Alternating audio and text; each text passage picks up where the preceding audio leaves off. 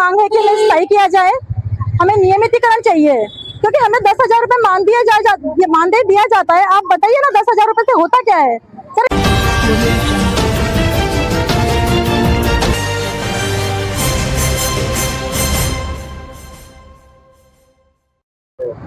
जी बताइए क्या आपकी मांगे हैं, किन मांगों को लेकर आ जाए? सर हमारी सबसे पहली मांग है कि हमें स्थायी किया जाए, हमें नियमितीकरण चाहिए, क्योंकि हमें 10,000 रुपए मानदेय दिया जाता है। आप बताइए ना 10,000 रुपए से होता क्या है सर। इतनी बहनें हैं, दिन रात काम करते हैं, हमारे काम का कोई टाइम नहीं होता है।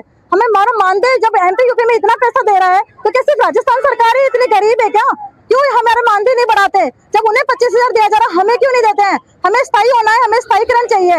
हम जब पेंशन लोगे घर जाते हैं, हमें कुछ नहीं मिलता, हम खाली हाथ जाते हैं। जब पूरी जिंदगी हम आंगनबाड़ियों को दे रहे हैं, हम इतना काम कर रहे हैं, हम हर जगह से हर फील्ड से जुड़े हुए हैं, तो हमारा क्यों हमें स्थायीकरण के टाइम स्थायी नहीं कर रहे हैं? क्यों हमारी मांगे पूरी नहीं कर रहे हैं? क्यों हमारी कोई सुन नहीं रहा है? क्यों हमें जब पेंशन पे हम घर जा रहे हैं तो हमें कम से कम 10 लाख रुपए तो दिए जाए, हमें 5,000 रुपए कम से कम मंथली पेंशन तो मिले।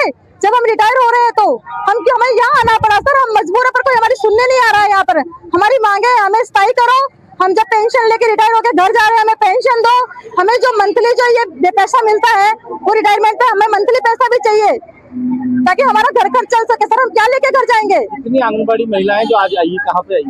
सर ये अजमेर कलेक्टर ऑफिस आई है। हम पहले अपने अपने क्षेत्र में ज्ञापन दे चुके हैं, पर हमारी किसी ने सुनवाई नहीं की है। हमें मजबूरन अजमेर या कलेक्टर ऑफिस आना पड़ा है। आपका नाम बताएं। विशाखा शर्मा जी। हम आज केकड़ी ब्लॉक से हम आंगनवाड़ी के कार्यकर्ता सहायक है। हमारी मांगों के लिए हम आज कलेक्टर के यहाँ ऑफिस में आए हैं। हमारी मांगे जो सरकार ने चुनावी वादे में किया था कि अगर आप हमारी सरकार आ जाती है तो हम आपको 13 से 15,000 रुपए मानदेय देंगे और ग्रेजुएटों का लाभ देंगे। अभी तक हमारी सरकार ने एक भी मांग नहीं सुनी है। हमारे ऊपर काम का इतना बोझ आ गया है कि जब भी जो कोई सरकार की नई योजना आती है आंगनबाड़ी को कर दिया जाता है, और हमसे मतलब इतना काम लिया जा रहा है कि एक सेकंड ग्रेड का एलडीसी भी ये काम नहीं कर पाता है।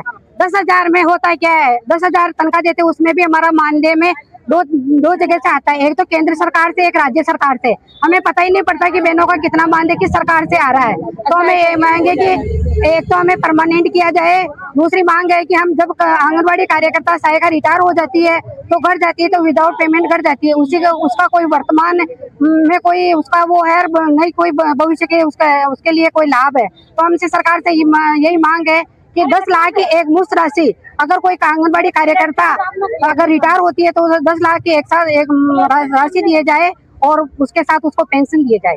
आज कहाँ प्रदर्शन किया? आज हम कलेक्टर के यहाँ प्रदर्शन के लिए आए, आज केकड़ी ब्लॉक से। आशा मेघवंशी है मेरा नाम।